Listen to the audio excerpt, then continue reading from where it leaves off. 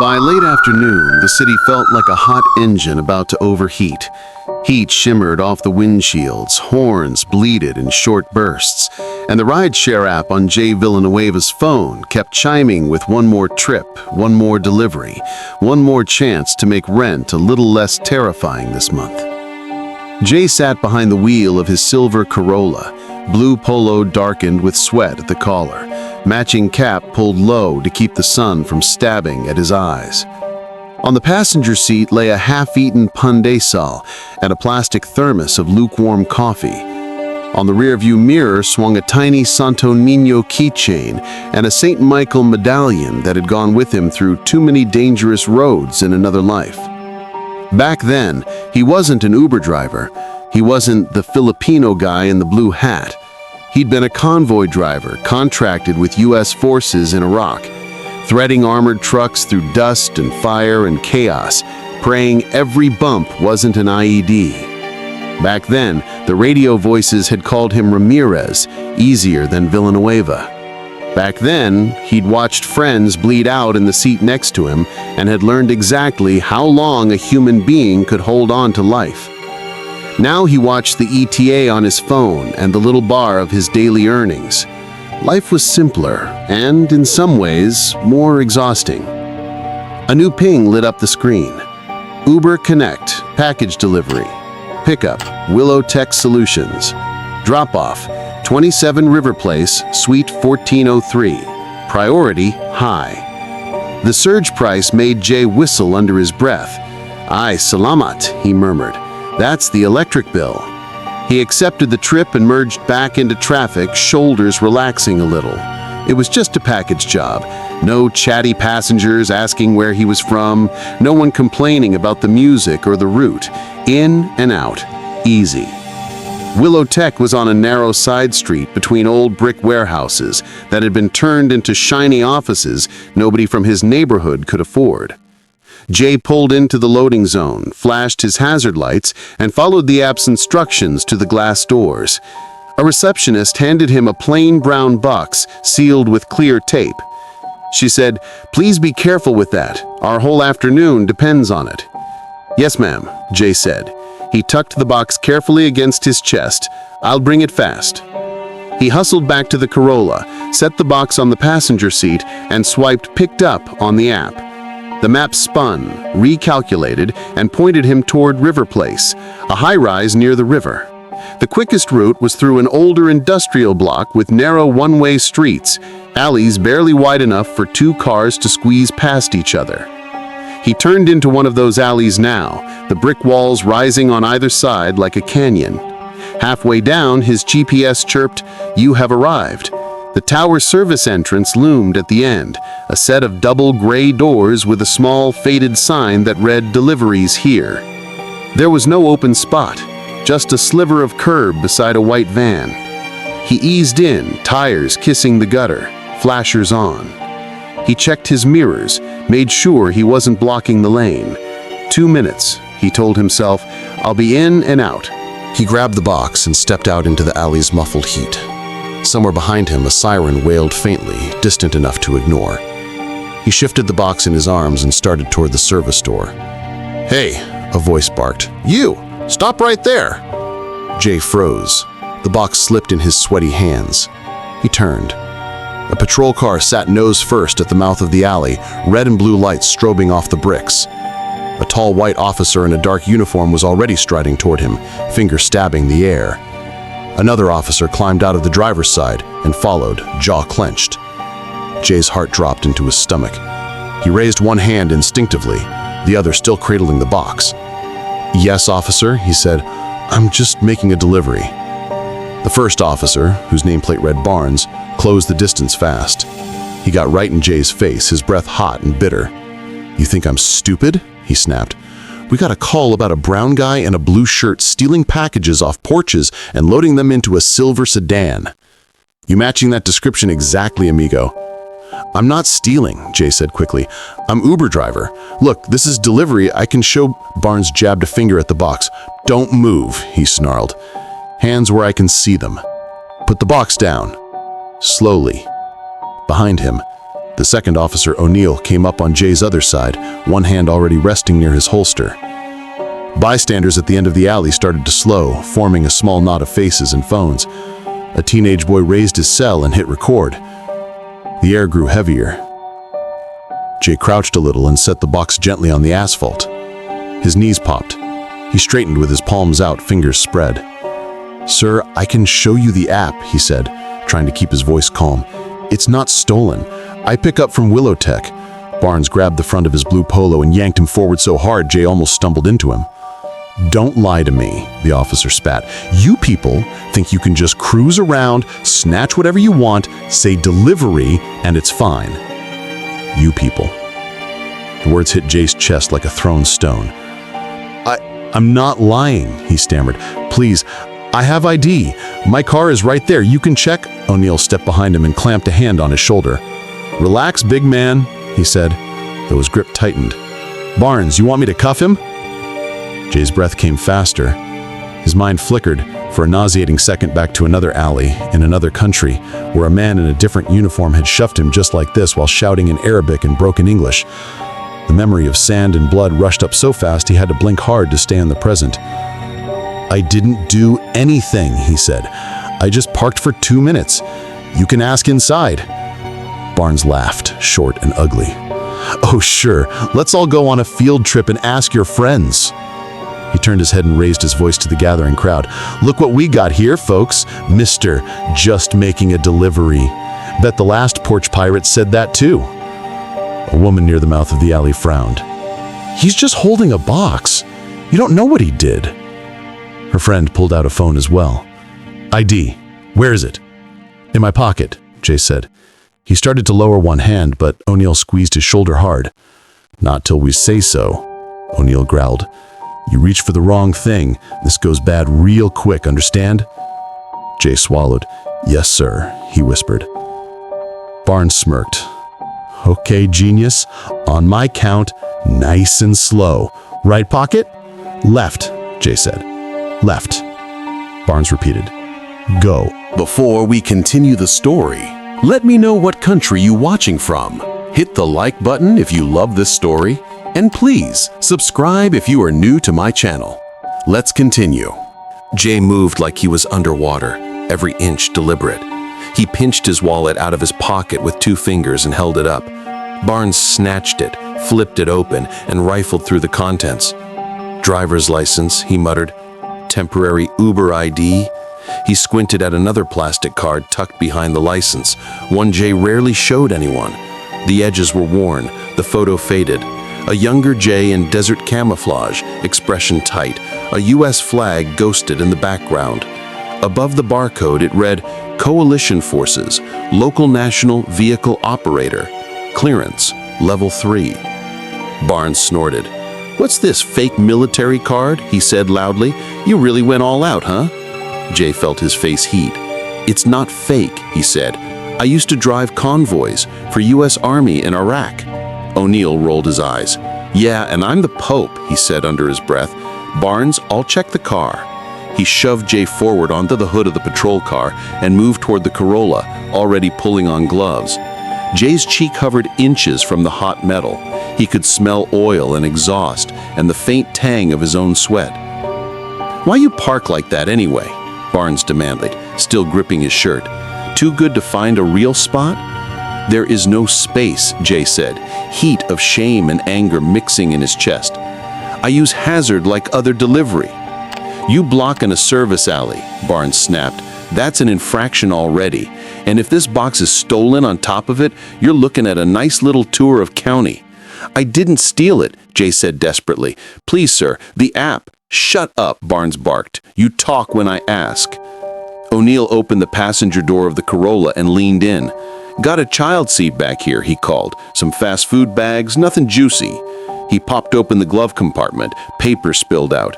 Insurance, registration, a folded photo of Jay's wife and daughter on a beach in Batangas, a laminated certificate from a community center back home thanking Mr. Jose Villanueva for bravery during a typhoon. "What's this?" O'Neill said, picking it up. He read aloud, stumbling over the unfamiliar words. for risking his life driving emergency supplies through flooded streets to evacuate families. Okay, hero, Barnes snickered. We got ourselves a regular action star. Good job, champ. You want a medal for driving a boat or whatever? The teen filming shook his head. Bro, what is wrong with you? But he didn't lower his phone. A new sound cut through the alley. Another siren, closer this time, followed by the screech of tires. A second patrol car appeared behind the first, lights flashing. A stocky officer with sergeant stripes on her sleeve climbed out, scanning the scene with sharp eyes. Barnes, she called. What's the situation? Barnes said. Got our porch pirate, Sarge. Matches the description. Caught him with the box in hand. Claims he's an Uber driver and a war hero. Also apparently can't park. Sergeant Morales' gaze flicked from Barnes to Jay to the watching faces. She saw the phones, the tight mouths, the way Jay's hands trembled though he kept them open and visible. She also saw the box, plain and undisturbed, and the Uber decal on the Corolla's windshield. Did you verify the delivery through the app? She asked coolly. Barnes hesitated. We were just getting to that, he said. Morales' jaw tightened. Do it, she said, now. Barnes scowled, but pulled out his own phone. He shoved Jay back upright. What's your full name on the app? He demanded. Jose Villanueva, Jay said, voice small. Sometimes it shows J. Barnes thermed at his screen, muttering. He tapped the Uber number printed on the decal, gave dispatch the plate and Jay's name. While he waited on hold, O'Neill wandered back, still holding the laminated Iraq ID and the Typhoon certificate. Look at this, Sarge, he said with a smirk. Guys collecting Boy Scout badges or something. Morales took the cards from him and glanced at them. Her expression shifted almost imperceptibly. You two are unbelievable, she murmured. The line clicked. A tinny voice spilled from Barnes' speaker. Uber support, this is Carla. How can I help you? Yeah, this is Officer Barnes with City Police. I've detained one of your drivers, Jose Villanueva. Plate, He rattled off the numbers. Want to confirm if he's assigned to a package pickup at Willow Tech, doing a drop at River Place? There was a pause as keys clacked on the other end. Yes, I see that trip, Carla said. Driver JV, Silver Corolla, current. Package picked up 9 minutes ago. Destination River Place service entrance. Is there a problem, officer? Barnes' mouth pinched. We're sorting it out, he muttered. Thanks. He hung up without saying goodbye.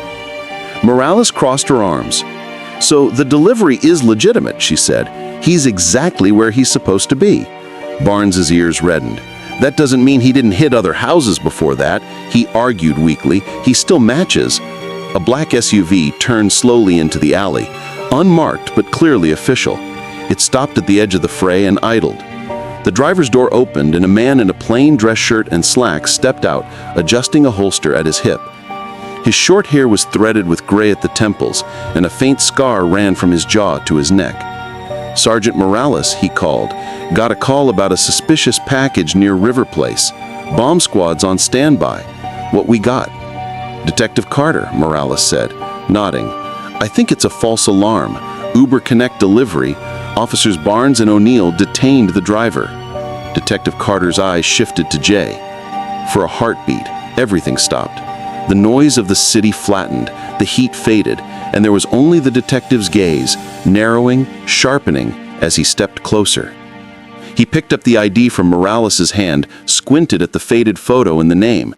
His breath hitched. Villanueva, he said slowly. Jose R. Villanueva. Jay blinked. Yes, sir, he said. Do I know you? Detective Carter stared at him for another second, then let out a short, astonished laugh. I'll be damned, he whispered. Ramirez?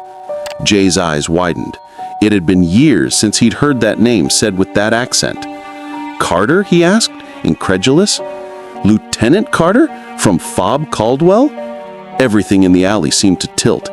Barnes's grip loosened on Jay's shirt. O'Neill looked back and forth between them, confused. Carter stepped right up to Jay and grabbed his shoulders, not roughly this time, but like someone making sure a ghost was real. You saved my life, he said. His voice had gone hoarse. Convoy Alpha 3, Highway 7, 2008.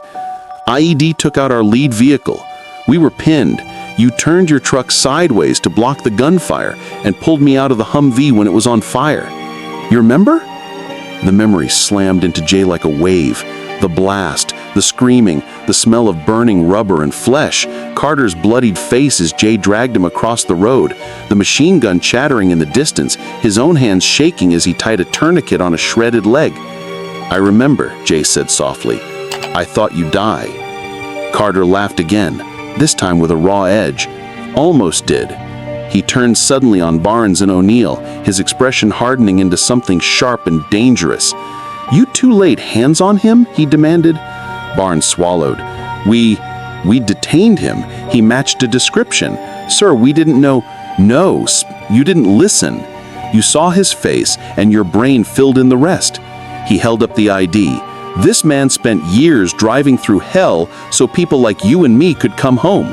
He pulled U.S. soldiers out of burning vehicles. And you treat him like a thief because he's standing next to a box in a blue shirt? O'Neill's cheeks went pale. We were just following the call, he muttered. You were looking for an excuse, Morales said, quietly. And now half the internet probably has it on video. She nodded toward the phones. Carter let out a breath through his nose, trying visibly not to explode. He turned back to Jay. Zosie, I am so sorry, he said. You should never have been treated like this. Not after everything you've done. Not ever, but especially not after that. Jay's throat burned. He glanced at Barnes's hand still bunched in his shirt, at the crowd, at the box, sitting untouched on the ground. It's okay, he lied automatically. Years of swallowing insults made the phrase come easy. No, Carter said firmly, it's not. He looked at Barnes. Let go of him, he ordered, and apologize. Barnes's jaw worked. Sir, if he wants to file a complaint, he will, Carter said, and Internal Affairs will handle that. Right now, you're going to start by saying you're sorry for how you treated him. Slowly, Barnes released his grip. The fabric of Jay's shirt sagged, wrinkled. Barnes cleared his throat, face crimson. Mr. Villanova, I apologize for my tone and for grabbing you. And for assuming he was a criminal before you saw any evidence, Morales added. Barnes swallowed. And for assuming things. I was wrong. Jay looked at him, at the nervous tick jumping in the corner of the officer's eye. He thought of the younger version of himself hauling a bleeding Carter into the back of a truck while bullets snapped overhead. He thought of all the times he'd been on the other side of a gun without any apology afterward. Thank you, he said quietly. It was all he could manage. Carter bent down, picked up the box, and handed it back to Jay with both hands. Jose, you still need to make that delivery? He asked. Jay nodded numbly. Yes, they said it's important. Carter gave a small, rueful smile. I'll walk you to the door, he said. Let them know why you're late. And after that, if you have time, I'd like you to come by the station sometime this week. Jay blinked. Why? Because, Carter said, looking pointedly at Barnes and O'Neill, my officers are going to sit in a room and listen to some stories from someone who knows what real danger looks like, someone they just disrespected without a second thought. He paused. If you're willing. Jay hesitated, the old instinct to avoid trouble tugging at him.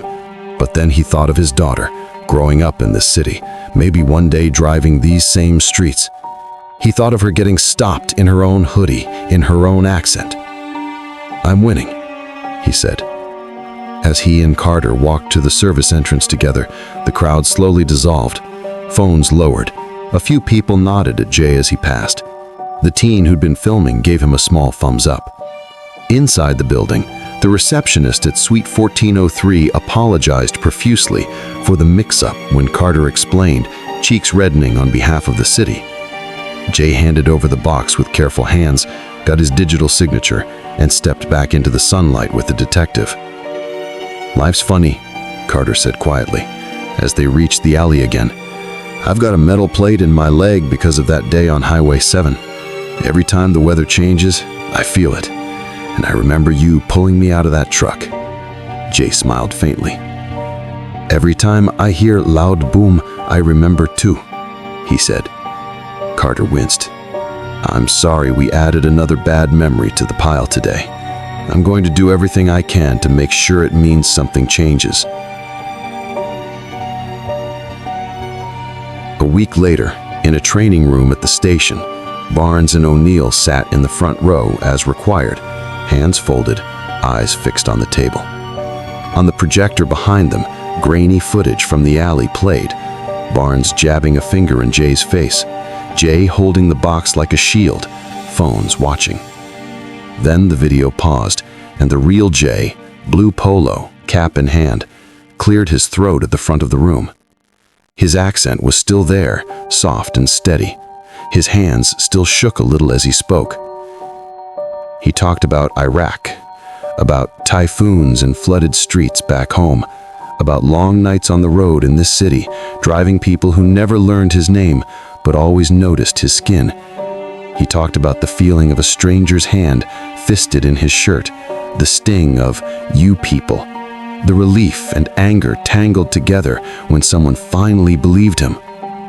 Barnes stared down at his own fists, remembering how they'd looked, hooked into blue fabric. O'Neill flinched when Jay mentioned children watching their father pressed against a police car. When Jay finished, there was a long silence. Then Carter, standing at the side of the room, said quietly, "That's who you put your hands on. That's who you mocked.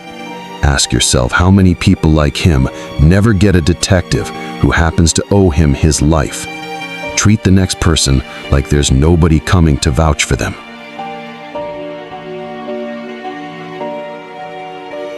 After the session, as Jay walked toward the exit, Barnes hurried to catch up. "Mr. Villanova, I know I already said it, but I'm sorry, for real. Hearing everything you went through, I feel sick about how I acted." Jay studied him for a moment, then nodded once. "I hope next time you meet someone like me, you remember." "I will," Barnes said.